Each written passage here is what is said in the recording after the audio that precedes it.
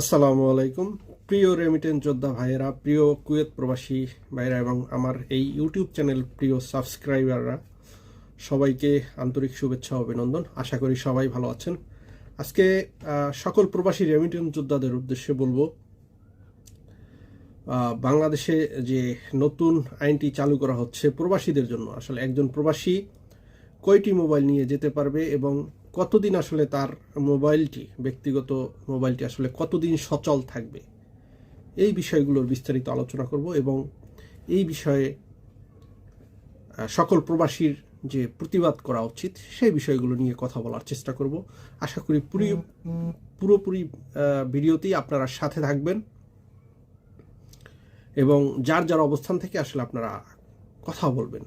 দেখেন, 24-এর গণ আন্দোলনে, গণ অভ্যুত্থানে প্রবাসীদের যে অবদান, প্রবাসীদের যে ভূমিকা, সেটি আসলে বর্তমান সরকার ভুলে যাচ্ছে। সেটি ভুলে যাওয়ার কারণেই আসলে একজন প্রবাসী দেশে যেতে গেলে আসলে তার যদি এই বিএমএটির এই রেজিস্ট্রেশন কার্ড বা ইমিগ্রেশন কার্ডটি যদি থাকে, সেক্ষেত্রে সে 3টি মোবাইল নিতে পারবে। ওকে, ফাইন। তো 3টি মোবাইলের মধ্যে তার ব্যবহৃত নিজের 1টি বা 2টি মোবাইল, এর বাইরে সে নতুন 1টি মোবাইল নিতে পারবে, অথবা নতুন 2টি মোবাইল এবং এর বাইরে হচ্ছে গিয়া তার ব্যবহৃত 1টি মোবাইল। মোট সে 3টি মোবাইল নিতে পারবে। আর যার এই কার্ডটি যার নেই, সে আসলে 1টি মোবাইল তার ব্যবহৃত এবং এর বাইরে 1টি নতুন মোবাইল নিতে পারবে। এটি বলা হয়েছে নতুন আইনে। এবং সবথেকে খারাপ বা ভয়ানক যে কথাটা, সেটা যে আইনটা, সেটা শুনে আসলে আমি অবাক হয়ে গেলাম যে একজন প্রবাসীর যে ব্যবহৃত মোবাইল সেটি আসলে মাত্র 2 মাস, অর্থাৎ 60 দিন সচল থাকবে। 60 দিন পরে আসলে তার মোবাইলটি বন্ধ হয়ে যাবে এবং তার মোবাইলটি বিটিআরসিতে রেজিস্ট্রেশন করতে হবে। সেই রেজিস্ট্রেশন করতে হলে তাকে আবার নির্দিষ্ট পরিমাণ ফি দিতে হবে বাংলাদেশ গভর্নমেন্টকে।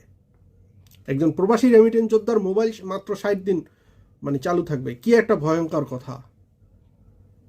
এটি বর্তমান ইন্টেরিয়াম গভর্নমেন্ট, এটি আমাদের প্রবাসীদের 1,50,00,000 প্রবাসী, 1.5 কোটি প্রবাসীর আন্দোলনের ফসল বলা চলে এই ইন্টেরিয়াম গভর্নমেন্ট সরকার। তারাই এই আইনটি করতে যাচ্ছে।